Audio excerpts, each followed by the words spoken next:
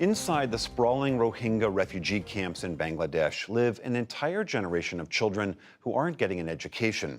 As special correspondent Tania Rashid reports, some of them are still finding ways to make it to school, even if it means breaking the law. It's at the world's largest refugee camp on the Bangladesh-Myanmar border.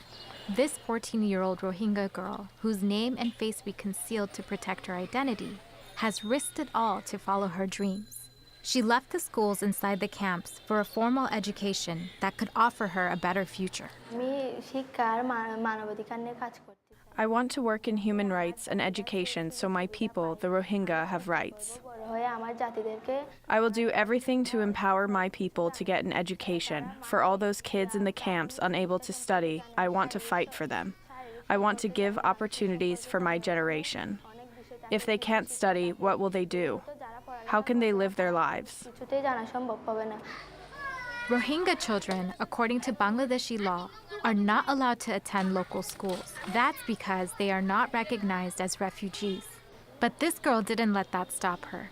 She's presently enrolled in school in southeastern Bangladesh illegally. Stateless and displaced, over 730,000 Muslim Rohingya refugees fled their native Myanmar into Bangladesh in 2017, amid a brutal crackdown led by Myanmar military forces. UN investigators have described it as a textbook example of ethnic cleansing. Today, 500,000 children living in these camps have no access to a formal education. And it's young girls like her who are most vulnerable to exploitation. They risk early marriage, child labor, or being trafficked on the black market. But her mother wasn't going to allow that to happen. She fought to push her daughter out of the camps. Her father wanted to marry her off at just 10 years old. Her father said she's ready to be married, but my daughter and I fought with him. I said you can't force my daughter to get married. Lots of people in the camps can't get an education. My daughter has the opportunity.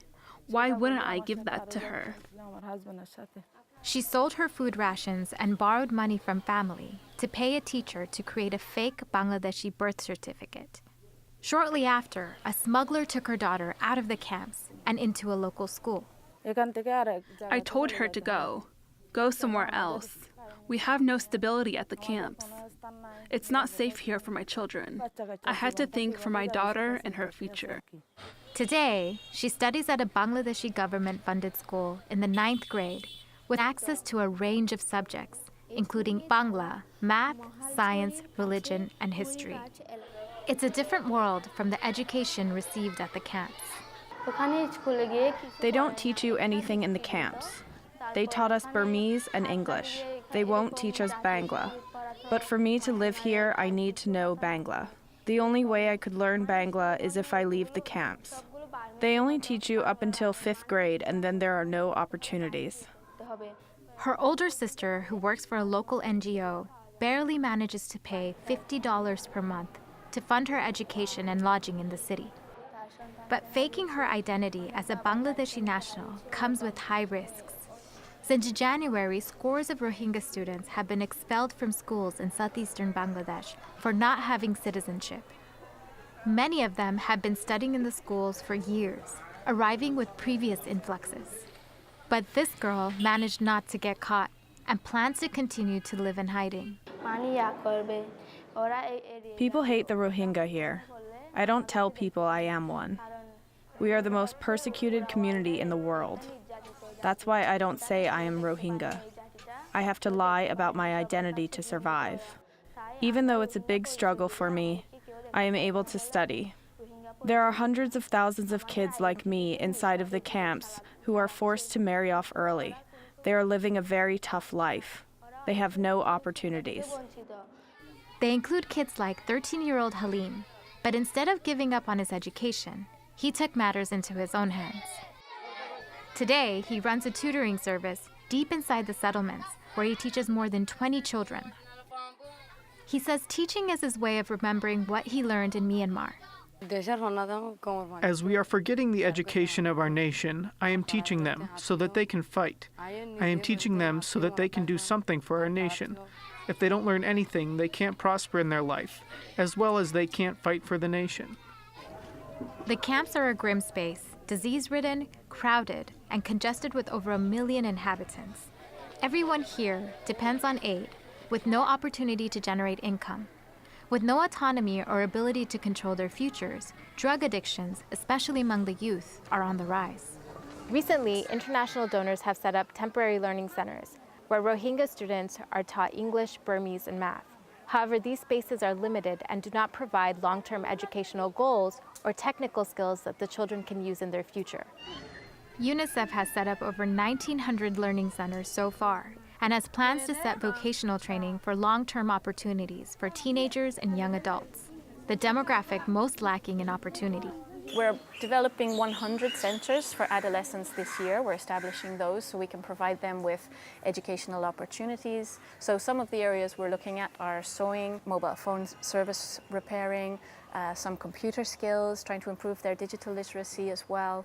But as it stands, the local population are being outnumbered by the refugees. With tensions mounting between both groups, the Bangladeshi government has no plans to keep the Rohingyas. Right now there is no future. So actually, who will work for them? Actually, this is the question. Or the government or international community. But they are not a citizen of our country. That's why government is waiting as soon as possible to repatriate them peacefully in their country. The government also has plans to send the Rohingya to a remote island that is underwater half of the year, which lies off the coast of the Bay of Bengal. But none of that stops this girl from continuing to push forward with her dreams. I was scared before, but now I am focused on my goals and career, and now my fears went away. If I want to survive, I need to push forward with my life, even if it means I have to lie.